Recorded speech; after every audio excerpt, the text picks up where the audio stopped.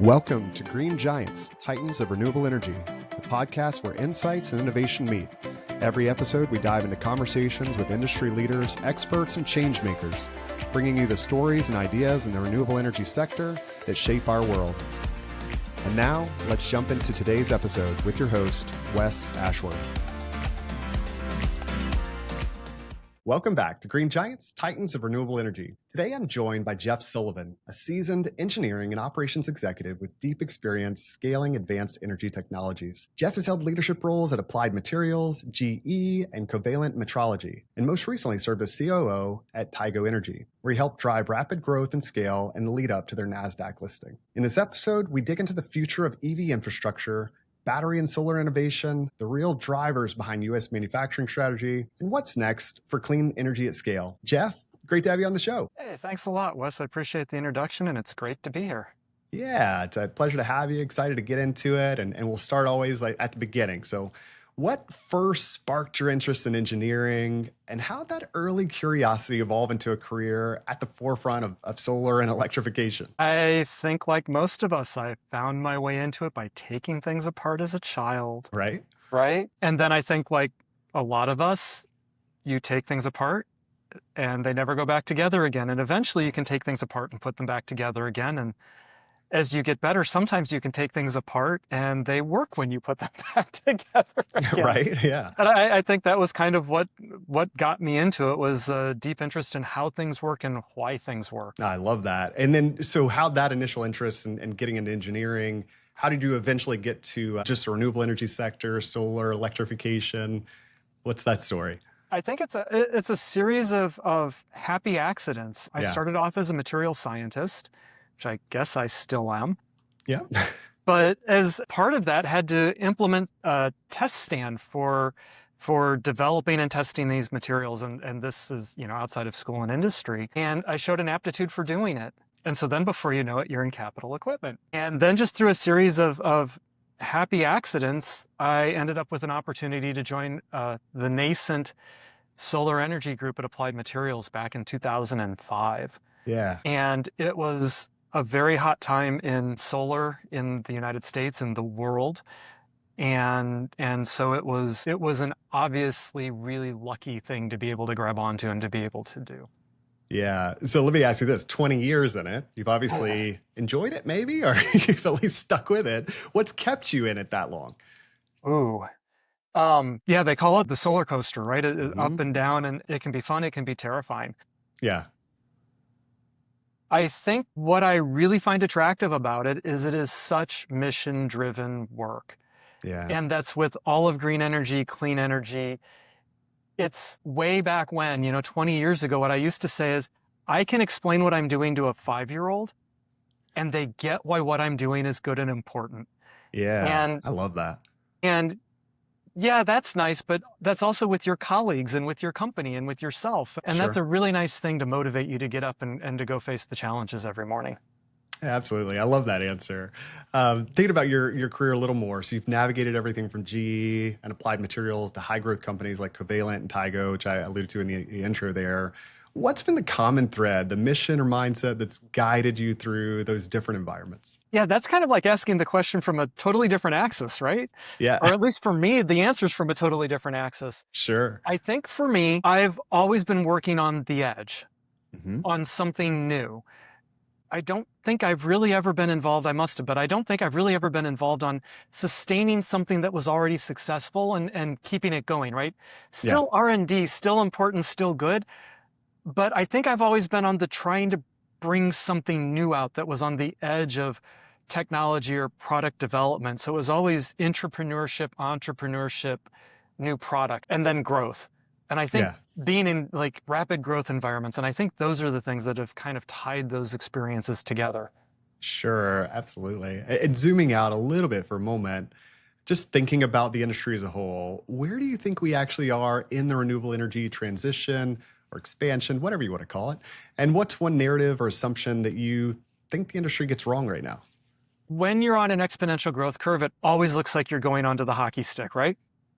It always looks like from the past was smooth and the future is a ramp up. And it doesn't matter where you are on that curve, it always looks like that. Yeah. if you were to ask me, because you did, Uh-huh. I think we're closer to the beginning than the end. Okay. If you look, and we're going to come back to this theme a little bit, already in the United States and in the world, nearly all new electrical capacity is renewable, Yeah. whether it's solar or wind. And that's true globally. I just saw a report on somebody posted on LinkedIn in the last week or so, where by 2030, like Iceland is going to be the only place in the world where PV is not the cheapest new source of electricity. Yeah. Wow. Right?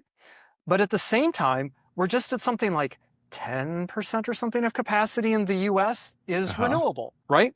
So we're at the point where almost all new capacity is renewable. Yeah. But still only a minority of existing capacity is renewable. And that still has to build out. And the technology is still going to grow and improve dramatically while that happens over a generation or two. But the curve's undeniable. Yeah. That's where it's going. Your second question, what's often misunderstood? I think people just don't get how big it is. Yeah. Okay. And as people, like, we don't get it. Like we're not good at really big numbers, you know, like 1,000, I think we all get. 10,000, you can kind of imagine, right? Because it's like a stadium of people. A million people, a million of something is really hard. 10 million, 100 million, a billion, it's like, right? And I think people don't get that renewable energy is at that scale, that it's so big, it's almost impossible to comprehend. There are so many people working on it globally, not just in the United States. It has so much momentum. It's going to happen. It's coming. The momentum is there.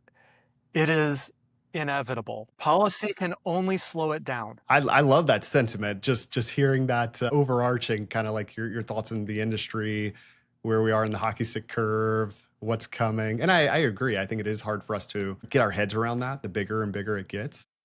I honestly don't think there's room for doomerism. Right. I agree. I just don't. It's coming. Yeah. Yeah. Yeah, and I don't think you can stop it. It's just kind of like you see what's in play. It's just hard to think that it can be stopped. I love that, just kind of a blanket sort of vision and where it's headed. So you've had a front row seat to how innovation moves. And at one place where we've seen rapid evolution is transportation. Even you look at the last 5-10 years. But with EVs, it's not just about tech, it's about how we frame the problem. And I love, we had some earlier conversations kind of digging into that. So you've reframed range anxiety as refill anxiety. Can you just unpack that a bit and why you think the shift in framing matters for the EV conversation? Yeah. And you know, I think I asked you a question when we had this conversation that I'm going to ask you again. I'm going to turn this interview around. All right.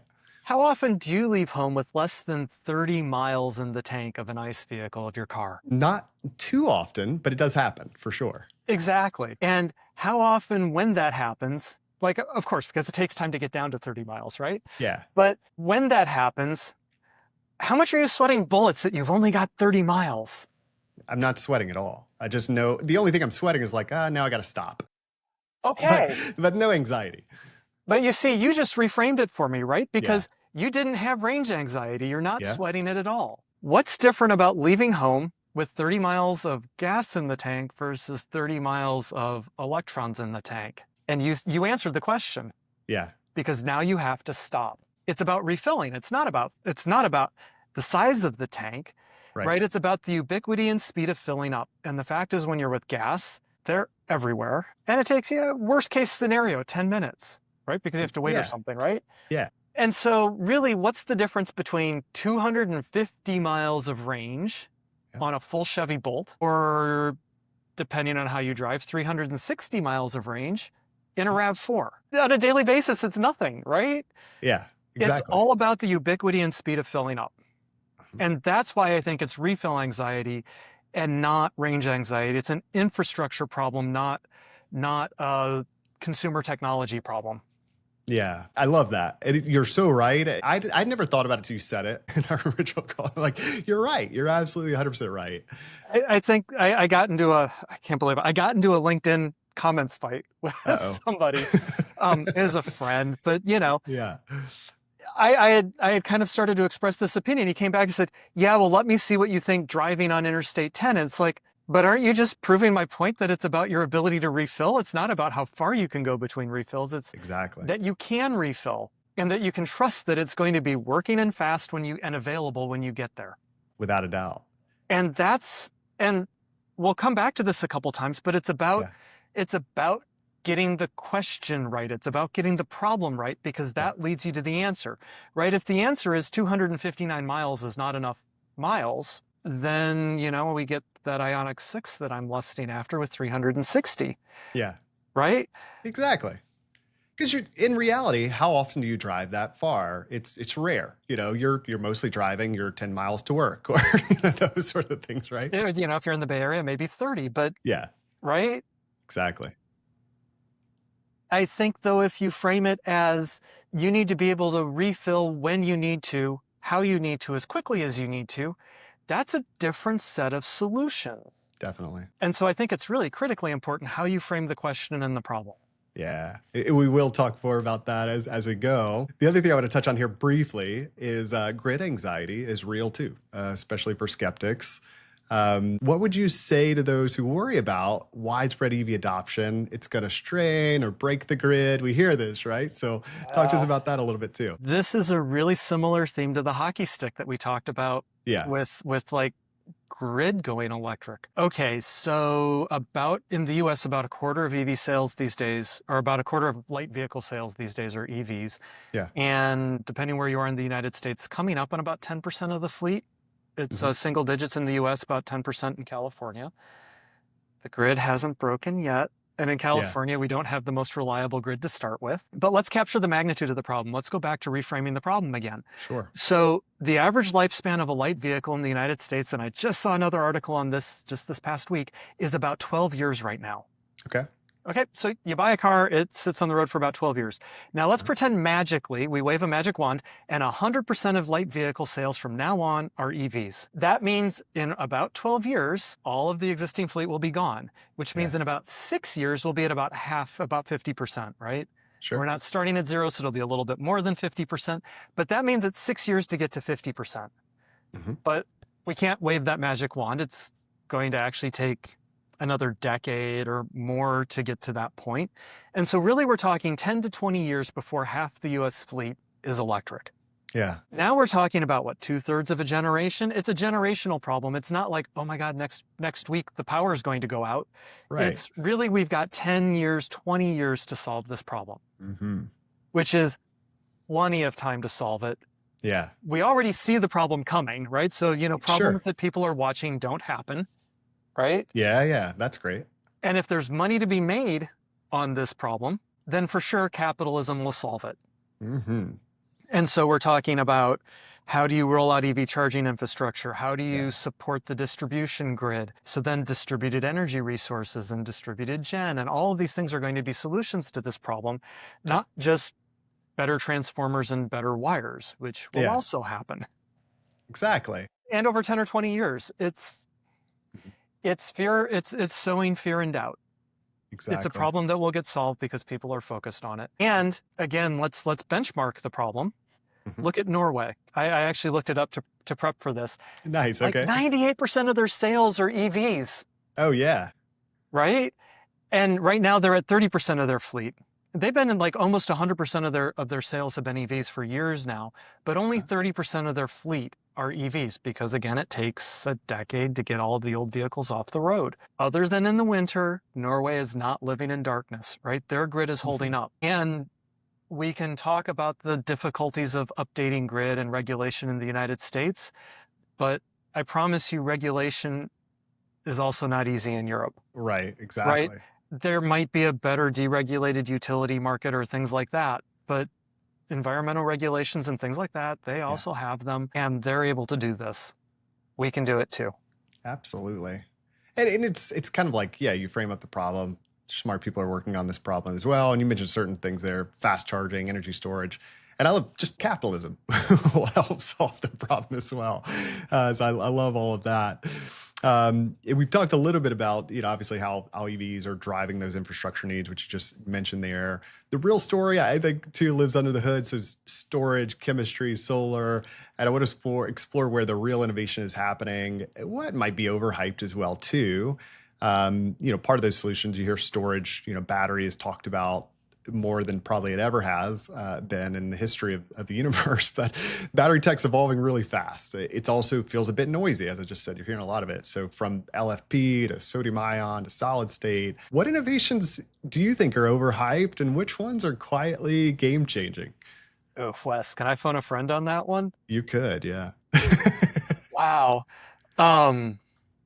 There's so much going on and there is so much progress and so much innovation. I really want to be careful not to speak ill of like the multitude of researchers and engineers and scientists and the founders and the investors that are honestly working to change the world. And like we need more. We need more of it. We need more of them. We need to encourage them more. And so I kind of don't want to say, oh, these guys are overhyped, because Yeah. maybe they're not. And Yeah. they're working really hard, and maybe it will work out, and we should encourage it. I'll say this much, and I think everybody that's involved in these games knows this, and it doesn't really matter what industry you're in. Materials problems are hard. Yeah. Launching new materials is very hard. Yeah. And technologies that are fundamentally based on the properties and performance of materials is tough. And it's not just batteries. Like, we can talk about other things. We're talking about PV. That's another one that's in the same game. Even semiconductors is a similar sort of thing. And these aren't a year or two kinds of problems to overcome. They're decade or two problems to overcome. And if we talk about the successes or the up and coming companies, they've been at it for a decade. QuantumScape is not a new company. Right? So, you can look at silicon carbide, right? Silicon carbide's been evolving forever. Gallium nitride, forever. Gallium arsenide looks like it's always going to be the semiconducting material of the future. Maybe it's going to get its play with LiDAR technologies. Perovskites maybe just starting to come to market on pilot scale. The jury's out, right? Will it happen? Who knows? And so I think you can kind of look at batteries sort of the same way. And I think if you look at, I think PV is a useful analogy. Let's shift that to look at PV. Sure. Yeah. Crystalline silicon solar is the incumbent technology. But the crystalline silicon solar, the cells that they make today, look nothing like the cells that they made 10 years ago, 20 years ago, or even 30 years ago, right? It's just unrecognizable, the kind of progress that industry has made, right? Yeah. And so the problem that a new technology has to make, and now I'll pick on the solid state guys, the solid state battery guys, is lithium ions not holding still. So when you did your business plan, when you set your development targets, you had foresight, you're smart, you're hardworking, you know the business, and you pick a target that's way ahead of where you think you're going to need to be. Yeah. But there's this huge industry that's cranking away, tens of thousands of people, and they're making hundreds of megawatt hours and gigawatt hours of cells. And they're just driving down that experience curve and that cost curve, and right, the levelized cost of energy is going down, down, down, down, down. More cycle lifetime, more everything. Lower cost, higher capacity. And the target that you need to beat, both in performance and cost, is moving and getting harder. And so for new technologies to come out, it's exceedingly challenging because the incumbent isn't holding still. Yeah. Right? A lot of that incumbent technology and manufacturing improvement, it's not sexy work. It's hard work. It is. But it really makes a difference. Those experience curves are real, and it really makes a difference. So to take a step back, obviously there's multiple lithium-ion battery technologies, whether it's LFP, LMFP, NMC, NMCA. It's an alphabet soup. Yeah. Is anybody really going to win? And right, those are cathode technologies, right? Then you go to anode technologies, and it seems clear that higher silicon content in anodes is happening, going to happen, going to continue to happen. Yeah. Right? Where's the end? Hard to say. Sure. Might solid state be there? Maybe. Might sodium ion be there? Maybe. Might each of these technologies grow to enough of a scale that they find market niches where they're best? Mm-hmm. Like, we all thought solid state was going to be there, and it was going to be energy density and charging speed. Yeah. Right? But now the lithium ions are doing densities that were the dreamed of densities. Sure. And at charging speeds that exceed what solid state can do. Yeah. BYD and CATL have both announced 5 and 6 minute charging times up to 80%. Maybe it's going to be like micro battery applications, micro power applications, Internet of Things, and maybe solid state's going to own that, right? Landed stationary applications versus mobile applications, or super heavy duty applications. Maybe different technologies will take these different places, and maybe there's room for all of them. Yeah. Yeah, I was kind of hoping you would go that way. I think, and I love the thought of it. And you see this in R&D and across the board, different industries, different things that products have evolved and developed. It is all important. It's all important that it is all developed from a material standpoint. You understand far more than I ever will. But it is one of those where, there's not one like clear winner. Oh, this one's overhyped. It's more of it's all important that it develops. And to your point, you don't know like what specific use cases or applications are gonna really make sense, or you find that niche. So yeah, I love that. That's a great answer, and glad you went there. You did touch on solar a little bit, and I'll dig in just a tiny bit more there. So more mature tech, obviously, than we look at and some of the other things, but it is still evolving.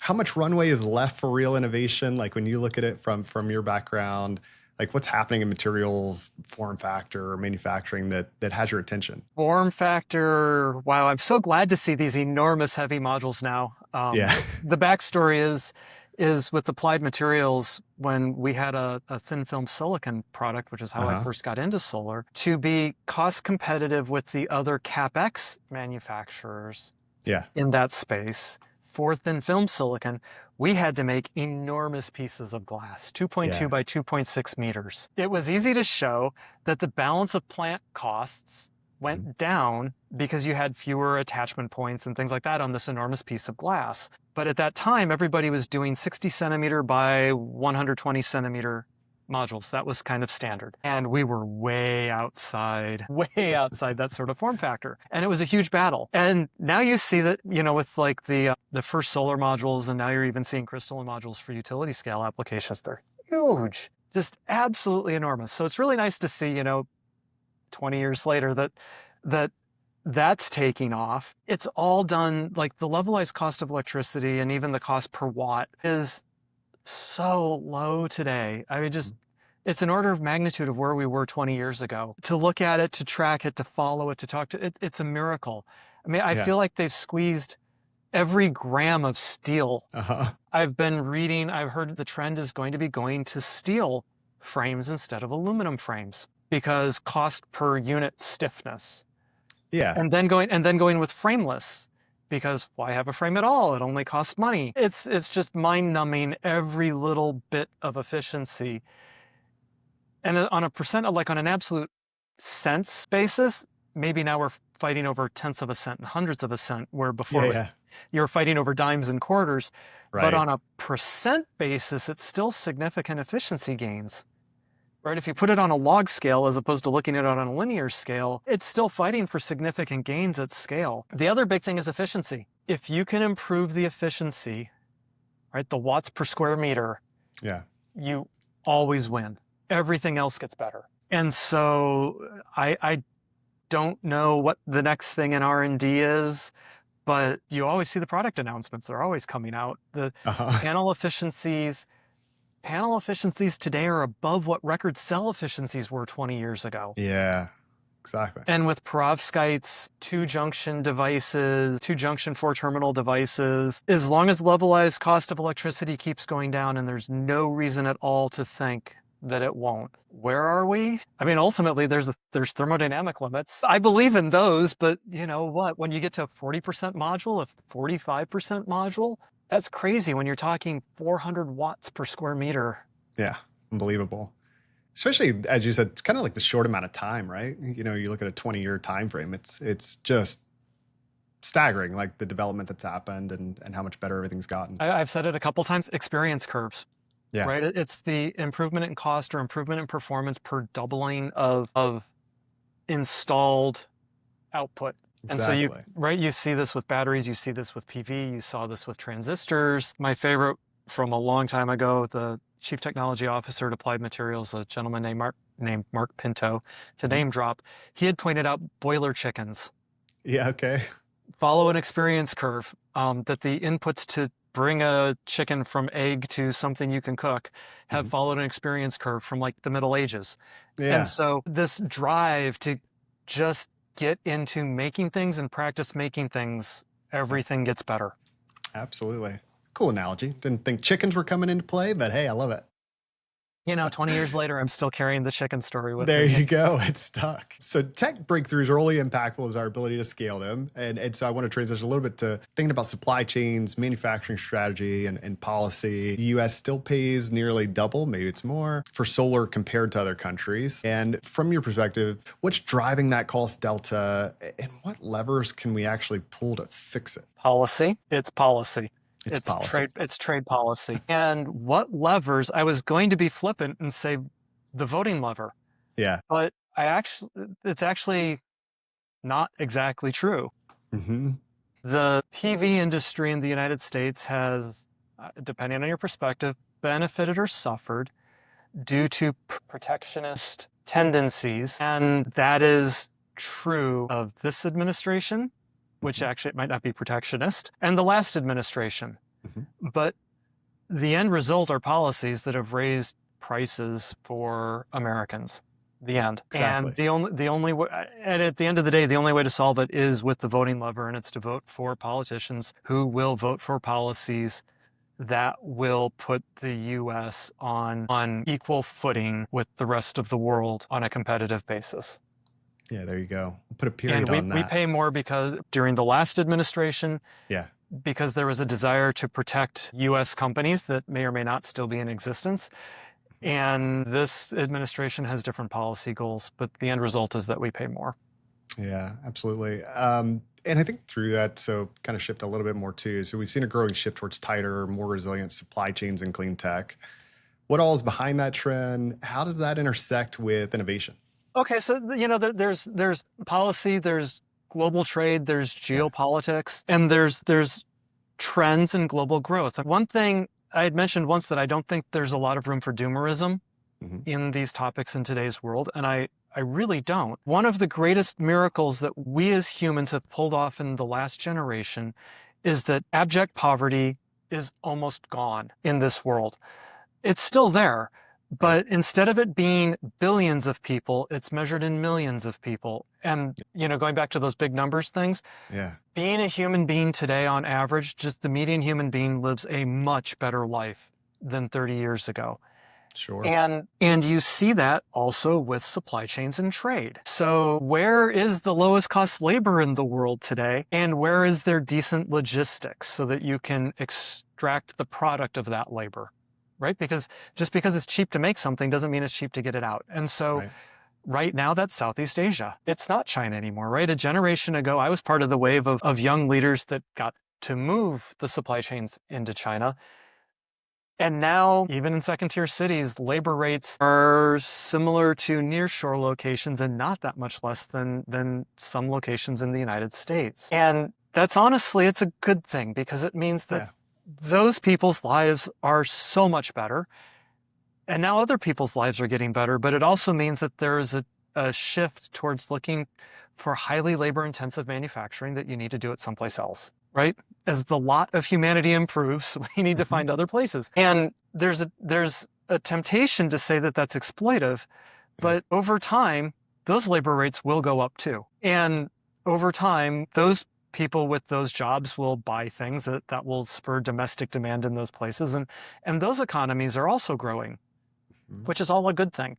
And some geopolitical concerns have also encouraged supply chains to move. Now I think we're in a new period of geopolitical and domestic instability as it relates to supply chains. And the instability is very much a different problem.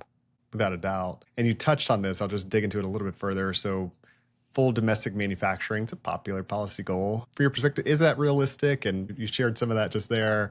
Or, are there smarter global strategies the way forward when it comes to balancing cost, resilience, and speed? I guess we'll start with the first. Is it realistic? I think, Wes, it's really easy for us to pigeonhole in answering the question and thinking strategically and answering that question. But I don't want to lose the thought. I'd like to come back to thinking and taking a step back about, is that even the problem we want to solve? Okay. So is it possible? No. Right. There's 330 million Americans. We're a small fraction of the world, right? There's 8 billion humans. Yeah. The supply chains that are needed to build Switches or PlayStations or Xboxes or iPhones, the number of iPhones that get made a year, if you say, well, we want to only supply Americans, well, that's inefficient. What about everybody else in the world that needs an iPhone, right? Why wouldn't you co-locate all that manufacturing? So then you say, well, could you do it in the United States? It's like, no, we can't make the screens. We can't make the cases. We can't make the screws. We can't make the PCBs. I have a contact who just did a outsourced manufacturing travel blog through Vietnam. Okay. And went to a plastic injection molding shop. This is just one shop. 10,000 tons of plastic a month. Jeez. Yeah. Think about that, right? Like if a semi truck is 40 tons, doing some quick math, 250 trucks a month filled with plastic, going in and going out, 8 a day. Right? It's like, wow. And that's just one shop in one country. Right. And so the size of these supply chains, it's massive. And so, no, we don't have the infrastructure. We don't have the resources. We don't have the people. We don't have the skills. And it takes years, if not decades, to recreate it. And our iPhones will be quite old by the time we get to replace them. So we'll go back to that average age of the fleet category. Yeah. So, but I want to step back. Should that even be the goal? Why do we want that to be the goal? What is sacred and special about manufacturing as opposed to design, as opposed to architecture, as opposed to art, as opposed to policy or masonry, or right? I mean, I think there's some fascination about manufacturing. Oh, and people don't want those jobs. True. And so if I were to think back, like for solar, what do we try to do? We try to minimize the levelized cost of electricity, right? The all-in cost per kilowatt hour or megawatt hour. What should be the goal with our human resources? I think to maximize our economic, this is really bleak, but to maximize our economic value, right? I think there's also quality of life and other considerations you want to put on it. Sure. But as a country, do we want to lower the economic value of our human capital stock, or do we want to elevate it? I think we want to elevate it, right? That enriches us. It gives us the opportunity to take vacations and go to the symphony and ski and whatever. Quilt. I don't know, whatever your thing is. Whatever that is. Play guitar. Yeah. And wealth allows us to do that.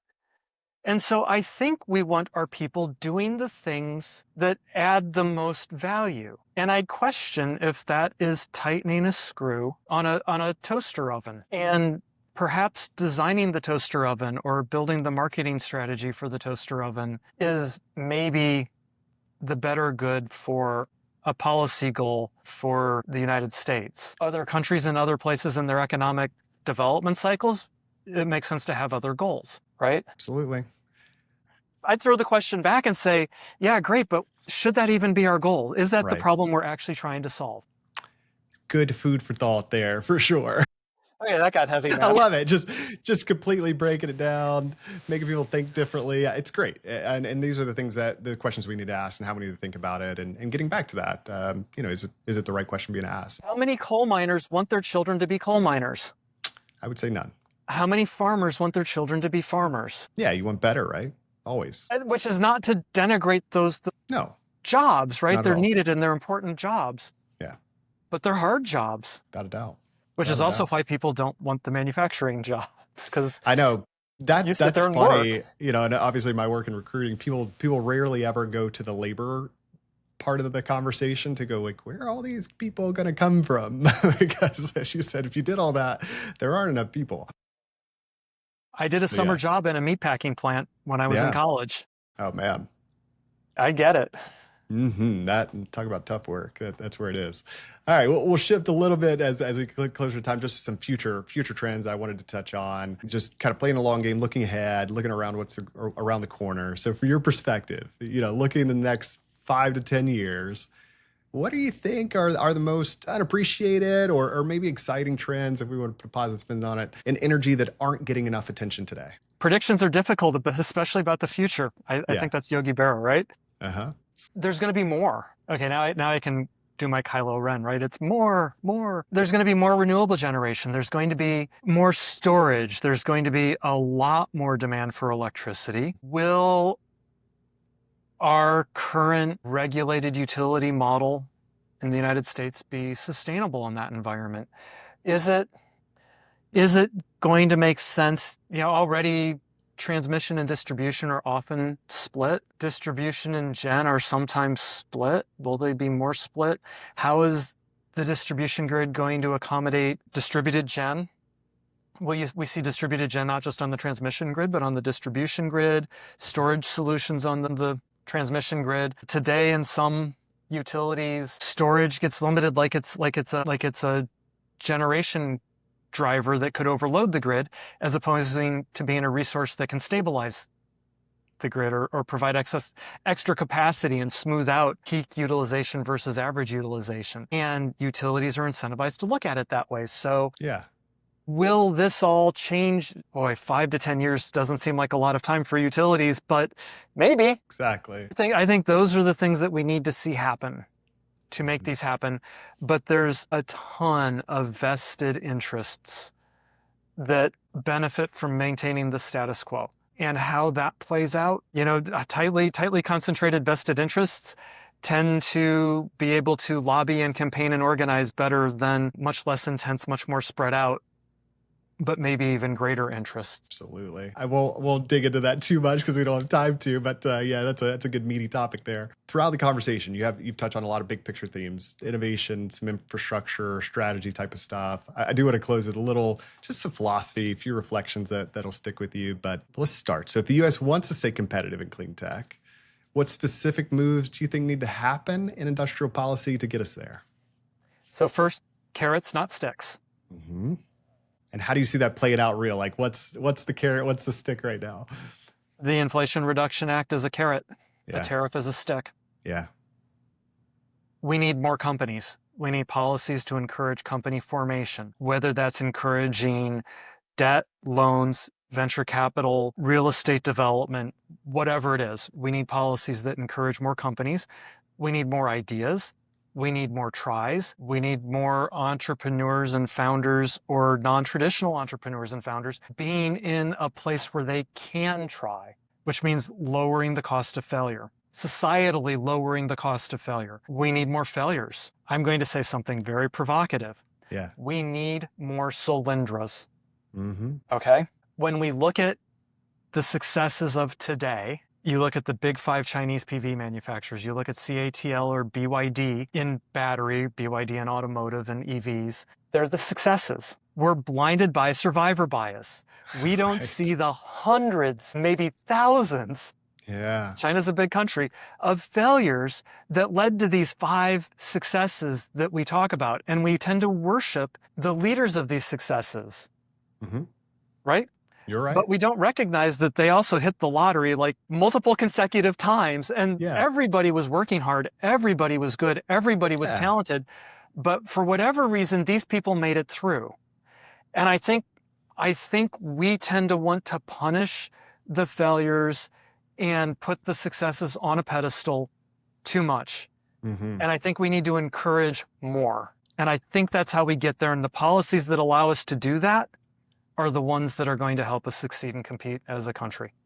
That's so good. Such good thought there. And you're right. I mean, the successes don't come without the failures, right? And they're both necessary. They're both required. So I love that. That was probably my favorite portion of this conversation so far. Something you said earlier, and we talked about a couple, is a problem well defined is a problem half solved. And I love that sentiment. I wanted to put that in here. Any other major issues in clean energy we're still misdefining besides the ones we've chatted about? And how would you reframe those for what the actual problem is? Okay, so let's give credit to the fortune cookie. Yeah, put that right. saying into my life. Okay, so a problem well defined is a problem half solved came to me on a fortune cookie, and That's awesome. I didn't know that yeah, part. it was a Chinese restaurant in Needles on a trip to and from, I think, the Grand Canyon. That's incredible. Yeah. I think we hit on a lot of big things. Yeah. I think we do need to encourage competition. I think we need to resist the trend to protect, Yeah. to limit competition. And I think from that perspective, I think I'm a capitalist. I think this idea of trying to close ourselves off from the world and pick domestic winners is innately anti-capitalistic.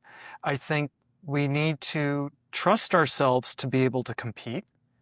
I think we need to work to attract and train people so that we can compete. I think one of the miracles of our history is we are who wants to be part of us, who wants to be us. There's this idea of inside the house and out of the house, right? Are you part of in our house or are you out of our house? But part of that is having the power to decide where the walls of your house are. And I think we need to fight that temptation to make our house small. And while at the same time, we need to invest in the capital of the people who are within our house. And I think doing that will enable us to compete. And I absolutely believe in that. And I think there's a tendency to think we're not good enough and that we have to do these things to protect ourselves. Yeah, that's good stuff there. I'll ask you one last question just in closing, and it's going to be really open. So, any last sort of parting words of wisdom, advice, things you didn't get to talk about that you wanted to talk about? I'll give you the floor for a minute, and whatever else you want to share with the audience. I don't think so. I think this was good, and I think we had a lot of opportunity for deep thoughts. And I appreciate the questions, Wes, and the thoughts that went into them. It was fun trying to kick these things around with you. Yeah, no, this is good. And I think just my hope is, and I think this will happen, any listeners, it's going to give you some things to really, really chew on and start asking some questions and reframing some things and thinking about things a different way. And I love that so much. So with that, we'll wrap up today's episode. But Jeff, I truly, really do appreciate your time and your perspective, especially the way you break down complex issues and reframe the challenges facing the industry. Those are exactly the kinds of conversations that do help move the clean energy transition forward with clarity and purpose, and I think help us get closer to our goals. To our listeners, as always, thanks for tuning into Green Giants. If you found this episode valuable, which I'm sure you did, be sure to share it with your network, get it out there, subscribe for more conversations with the leaders driving the future of energy. And with that, we will catch you next time. This episode of Green Giants, Titans of Renewable Energy, was brought to you by Lee Group Search. If you enjoyed today's discussion and are looking to recruit top talent for your company or find your next career opportunity in the renewable energy sector, visit leegroupsearch.com. Let's continue driving the future of clean energy together. Until next time, keep pushing toward a greener future.